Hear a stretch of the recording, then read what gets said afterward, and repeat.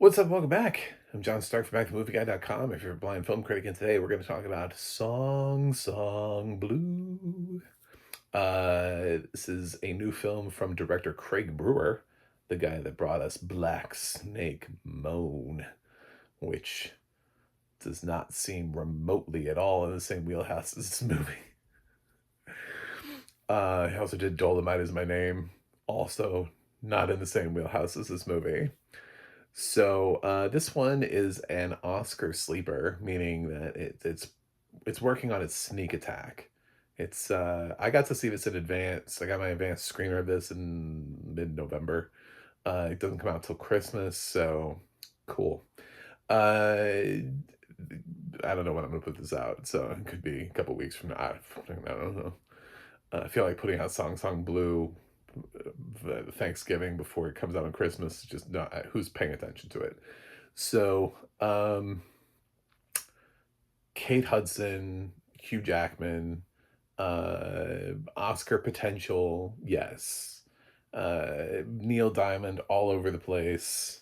Um, we've got based on a true story about this band, Lightning and Thunder, um, that I guess there was a documentary short called Song Blue this is based on.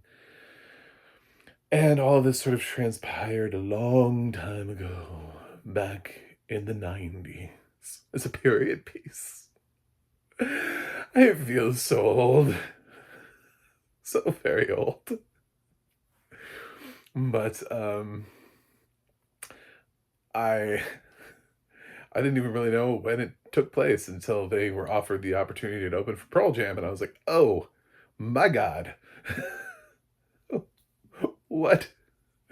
So, yeah, we got Hugh Jackman, who's like a recovering alcoholic, who goes by Lightning, who used to he had a band, and now he kind of just does gigs, whatever, as a performing musician, and a little bit older because God, when we meet him, he's like 20 years sober already.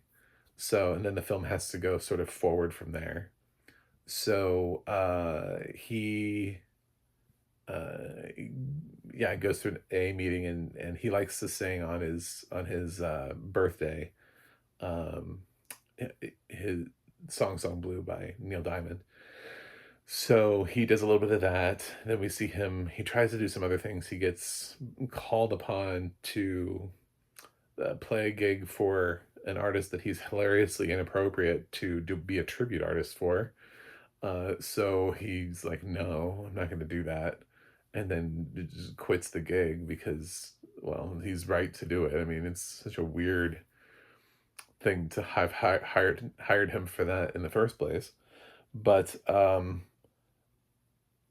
it's there that he meets Kate Hudson, who is trying to make it as a Patsy Cline tribute artist. And so they hit it off and talk about, plans and like what else they could do. And uh she points out that there's one guy who does a gig and who gets like $20,000 to do this like cruise, and that there's money to be had in this tribute artist stuff. And like what kind of, who could he be? And so they kind of settle on Neil Diamond, but he doesn't want to. He's like, well, I hold Neil Diamond in such high respect that I don't want to just be an impersonator. I want to. So they call it more like an experience, where he sings Neil Diamond without trying to do all of the moves, right? And he's not dressing up like Elvis and doing like hip sways, stuff like that. So they create this band together where they do Neil Diamond and Patsy Cline tributes and slowly start getting work that way. He's introduced to her family. She has a daughter and a son. And um, the daughter, just Rachel, is not a giant fan. He also has a daughter from a previous marriage who comes in every once in a while.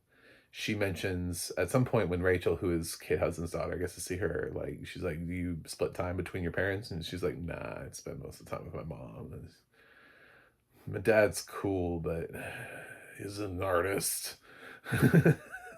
So, um, and I I kept looking for the Oscar bait in this because I didn't know the story, and the Oscar bait is gonna come and it's gonna smack you in the face. And, somebody recently hit up one of my reviews and was like, "You're not supposed to say so much of the movie." I'm like, "Yeah, I don't know, this is me." There are like 1,000 of us. The difference, this is me, I just talk to you, we just have conversations about film. So I'm sorry if I overtalk or overshare or ramble. I Sometimes I think people don't tell enough about the film and they have overly edited videos. So I don't know, it's whatever. But yeah, there's a thing you can look it up. These real people. I don't want to spoil it because it kind of does come out of nowhere, and it does completely change the trajectory of the movie, like 100% for a little while. Like, or we just hop into a different movie and drive away. Um, and That's when you go, oh yeah, this is the Oscar movie. Where the first part was all set up, and the second half of the movie is the Oscar movie. So I thought it was. I really liked this movie. I was charmed by it. I don't think it's a Best Picture nominee for me. Like, it's not a top 10, but it's maybe a top 25. I thought Hugh Jackman, for somebody who this, every time this film has come up, it's always been about Kate Hudson, Kate Hudson, Kate Hudson, Kate Hudson, who is phenomenal here. It's the best I think she's been since Almost Famous. And I think that's an actual true statement too, in a way where after seeing After the Hunt, I was like, is it her best since Aaron Brockovich? I feel like she's done some great work. There was like Homecoming. She had, maybe it's her best film. I don't know. She had that other The Stars limited series. There were other things that Julia Roberts has done that were really great. Um, and also, I don't think that her work in August Osage County was necessarily anything to snub either. The one that actually got an Oscar nomination after a Hunt is not going to get her there. So, but for Kate Hudson, she just doesn't usually get this kind of stuff. She turned into a little bit of a romantic comedy queen for a while there, and then her career just kind of, now she's on this kind of crappy Netflix show. If we're being really honest, it's not that great. I mean, she's the best part about it, but like the series around her would fail if it didn't have a Kate Hudson in it. So if that show was based on somebody that you didn't know who had just kind of fallen out of, I don't know, pick somebody who's just in a Hallmark movie, throw them in the movie, throw them in the show and go, does this show work? No, it doesn't. So yeah, she's making that show work, running something out of, forgot, laps or something. Scared. I have no idea. Um, but yeah, most of the time people just don't challenge her. She is actually is in a role finally that has challenged her to act. It's actually requiring her to do something. She's having to shape and mold into somebody who is already a real person. She's doing an accent here, like a regional American accent, that I think works kind of well for her. And Hugh Jackman he has some really nice moments too, as somebody who's struggling. I mean, they do point out the fact that he is a recovering alcoholic. Now, he's been recovering for a long time, but he's still, alcoholics always refer to themselves as alcoholics. They're just in recovery. So they never are not, you know. The thing is they recognize that they have that addiction to alcohol. So, you know, he can't ever pick up a drink, even though the second half of the film, for most characters who are not part of Alcoholics Anonymous, would absolutely warrant him picking up a drink without anybody, you know, thinking twice about it.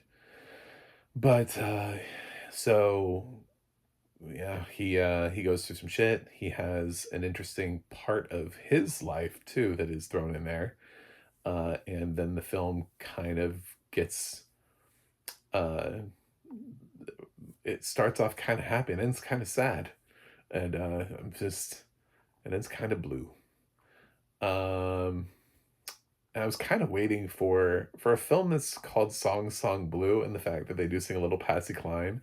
I kind of missed the fact that I didn't hear Kate Hudson do Blue, that song. Um, she was like walking after midnight. Uh, Good voice too, but and I did the research to see that this is actually Kate Hudson singing and not, or at least the film is claiming that this is Kate Hudson singing and not somebody singing for her. So this is not like Rebecca Ferguson in The Greatest Showman, where they had to hire somebody else. That hilarious thing that happened where she couldn't sing Never Enough, so somebody else sang it for her, and she just like emotes heavily on stage. And then the actual person who sang Never Enough is so unfamous that they auditioned with that song on Britain's Got Talent, and people are like, "Wow, you sound like that's because I am the actual person who sings that song." Greatest Showman. Anyway, so you know, thinking about this movie opening at Christmas time versus Hamlet opening at Thanksgiving, this film makes more sense because there isn't, it's not like complete and utter despair and sadness. So I do think that it'll play a little bit better at Christmas time. It has a little bit more of a balance to it where you're not just like gonna walk from the theater after having sobbed for 2 hours like you will with Hamnet. Um, I think Kate Hudson could get in the Oscar race here. I wouldn't be surprised.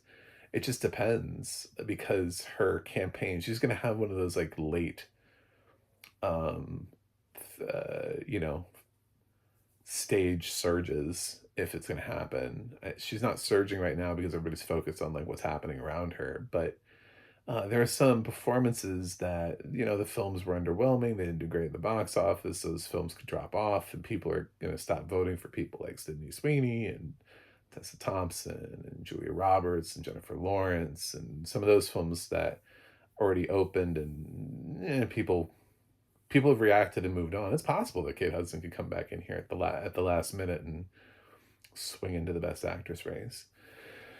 Uh, Especially with now a muted response to Wicked. So I don't know, but I liked it, and I liked Kate Hudson in it. I also liked Hugh Jackman in it. I think they both should get warm praise. I think Craig Brewer has directed a pretty competent movie.